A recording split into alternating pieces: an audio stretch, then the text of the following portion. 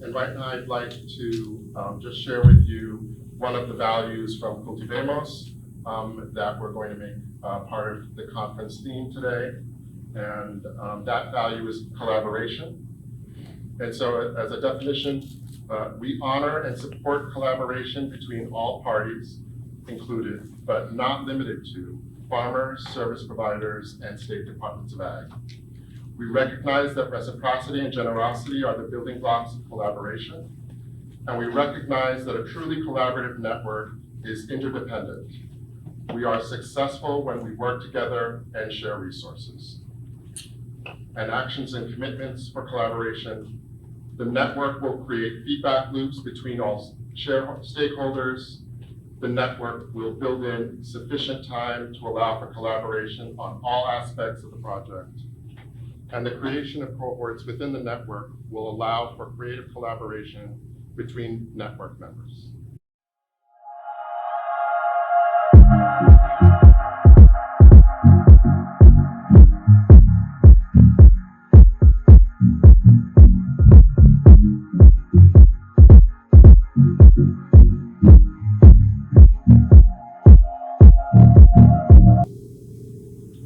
At this point, I'd like to introduce our keynote speaker, Chris Laughton. Chris Laughton is the Director of Knowledge Exchange at Farm Credit East, where he has worked for over a decade. Chris coordinates Farm Credit East's customer education and beginning farmer programs.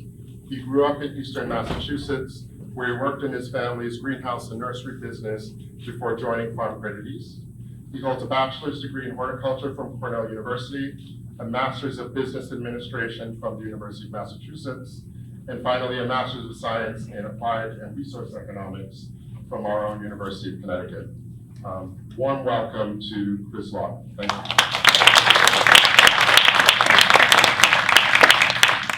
What I'm going to talk about today is I'm going to introduce Farm Credit East, and my purpose is not to give a sales pitch, but just if you're involved in agriculture in the Northeast, I think you should at least be aware kind of that we exist and that we're an option for farmers. We do provide the majority of credit to farmers in the 8 states that we serve. Our service area is all 6 New England states, New York and New Jersey. I'm going to talk about our lending philosophy and how and why we lend money to farmers, and as well as our services that we offer. And then the sort of meat of the presentation is our customer assistance program. I'm going to talk about that and what it does and why we started it.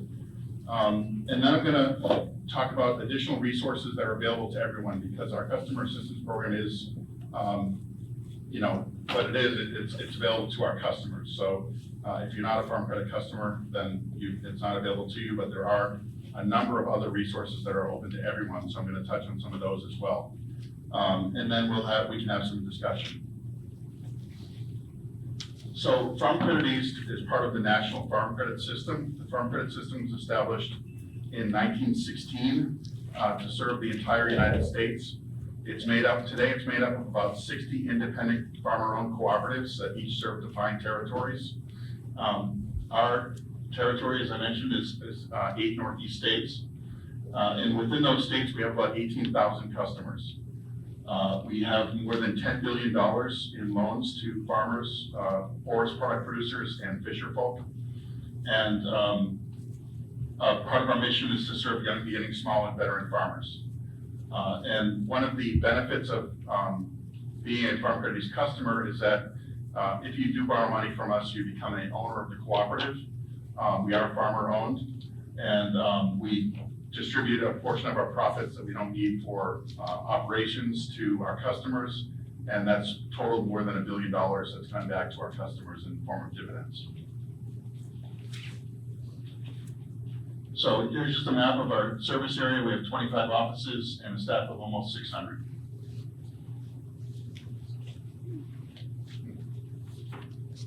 Here we go. You may not be able to read the tags on the pie chart, but the point of that is just to show that our customer base and sort of reflects that of the Northeast region, and it's extremely diverse.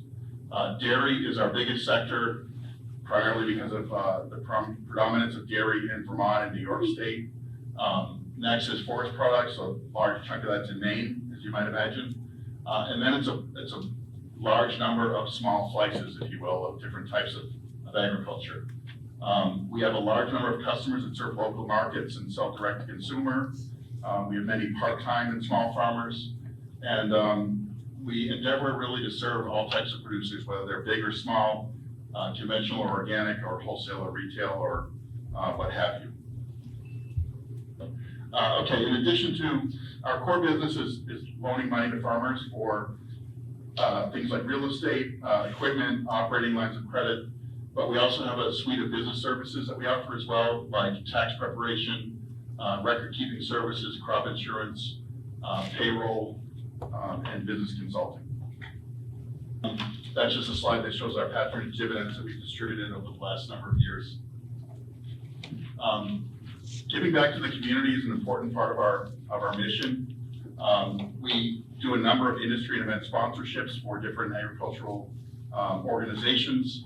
We have our Ag Enhancement Grant Program, which gives out small grants to nonprofit organizations primarily, as well as other organizations that support Northeast agriculture.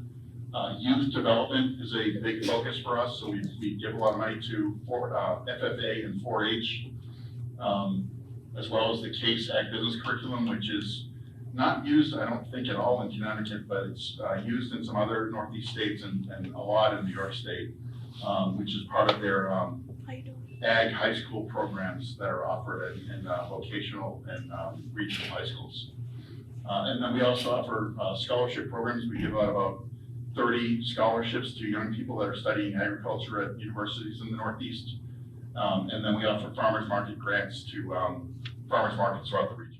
One of the challenges with farming is that it's a capital intensive business. You need assets to farm. You need access to land, you need perhaps equipment, you need input costs, that sort of thing. And that can be a real challenge if you are a beginning farmer. So one of the things that we introduced, I believe, about 17 years ago now, I can hardly believe it's been that long, but it's called our Farm Start program. It's designed for beginning farmers who might not otherwise qualify for a loan because it doesn't require any down payment or collateral. It provides up to $75,000 in capital or operating funds we target beginning operations in it. So I'd say 0 to 5 years of operations. So some people are just getting started, other people have farmed for a few years, but now they want to scale their business a little bit and they need additional capital to do that. Producers that borrow it have up to 5 years to pay back funds. The rate is variable at prime plus 2, which unfortunately is fairly high right now because of the Fed and prime rate. We're working on getting rid of that plus 2, but I can't say that for sure right now because it needs to be voted on by our farmer board of directors in March. But the reason for that is that we saw a lot of beginning farmers putting these type of expenses on things like credit cards or other high interest rate vehicles, and we wanted to offer something that was perhaps a little bit more sustainable and manageable for beginning farmers. And notably, it comes with a Farm Start advisor. So when you take out a Farm Start investment, there is an advisor that's assigned to you, and you're expected to meet with them at least twice a year, either virtually or in person, and just review how your business is going, because in a startup or a growing business, things never go according to plan completely, right? So we want to check in with our Farm Start starters and make sure that they're willing to adjust their business as necessary to meet whatever the conditions are that they're experiencing. So our lending philosophy is we want to make what we call safe and sound loans. And what that means is that there's really 3 reasons why people want to borrow money, if you want to put it into a maybe oversimplified. There's a beginning or scaling up business where they need to invest in things like inventory and equipment and that sort of thing. There's businesses that want to grow and expand. And then there's businesses that are struggling and need to cover losses, so they'll borrow money to cover losses. And that third one is the tricky one for us, because we want to make sure that we're not just lending money and eroding the owner's equity.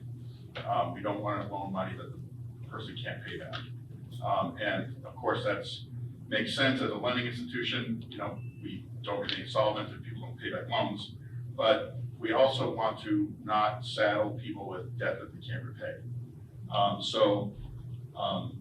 That's a key thing. So if they're borrowing money to cover losses, we will have a tough conversation and say, what's going to change so that we don't have the same conversation 1 year from now.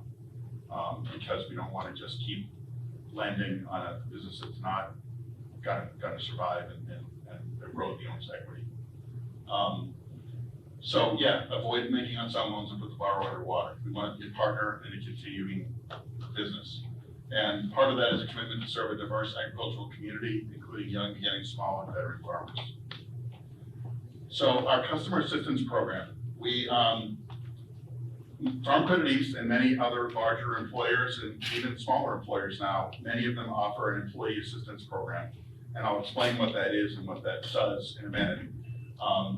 But we've had that at Farm Credit East for probably 15 or more years to assist our employees that might have challenges in their lives. And it occurred to us that this is something that could benefit customers as well. And you can see I made this before I knew what year we started, and I forgot to update it before I came here today. So it says 20XX. It's 2016 that we rolled it out to customers. And it's open to anyone with a business relationship with Farm Credit East. And it is free and confidential. We only find out the number of contacts that go to the customer assistance program and of course the bill. But we don't know who or why they contacted the service. So in this slide deck, they refer to it as an EAP because it's usually an employee assistance program, but this is our customer assistance program. It's the same program available to both our internal staff as well as external customers. So it's designed to assist customers and family members with counseling, crisis management, coaching, consultation, training, and information. And what's notable is that you don't have to be in crisis to contact the service. It offers assistance in many life challenges. I personally have used it to help with finding daycare for my son. They were able to give me a list of daycare providers within 10 miles of where I live that were actually taking people. I've taken children. I reached out to them because I couldn't find one that actually had openings. So they called around for me and gave me a short list. If I go to the next slide. So it's customers and family members living in their home as well as dependent children. Everything is confidential. We don't get any information other than, as I said, the number of contact, number of times that it's used. However, they are sometimes required by law to disclose certain things, such as if a child or elderly person is in danger or imminent and credible threats of harm to self or others. They're legally required to notify someone if that's the case. But every other contact is confidential with benefits. Stress management or mental health issues or that sort of thing. So one of the key benefits they offer is telephone counseling. It's not going to replace an existing relationship with a mental health provider or your own health insurance, that sort of thing. It is more limited, but it offers it in a timely fashion. Many times with your health insurance or service providers, it's hard to get an appointment short term, and this can fill that need. You can call them 24/7. They have access to clinical counselors. They can assess the issues you're facing. They can give you in-the-moment support, and then ultimately refer you and kind of hand it off to a longer-term relationship with a local provider. They do offer face-to-face sessions up to 3. So like I said, it's fairly limited. It's not going to replace health insurance, but they do offer those with local providers. They can coordinate with a health insurance provider if additional sessions are needed. And each caller is matched to the appropriate provider depending on the issue that you have. The legal benefit is pretty good, and actually I've used it myself for will. If you have a simple, you don't have a complicated estate. For me, I'm just an employee, and have one son and a wife and wanting to do a simple family will, and they have templates where you can do that yourself and save yourself some legal fees. You can also get a phone consultation with a legal expert. And if you do need to hire an outside attorney, they offer a discount on that. And the self-help legal library is really useful too. They have financial and debt benefits, things like debt counseling, financial planning referrals. You can honestly, you can really kind of get lost in the resource pages on the customer assistance program. Child care referrals, like I mentioned, I've used that, as well as elder care referrals too, they offer. And they offer assistance with adoption and children with disabilities issues. And that's, the other pictures in this presentation are just clip art, but I found that actually is my son.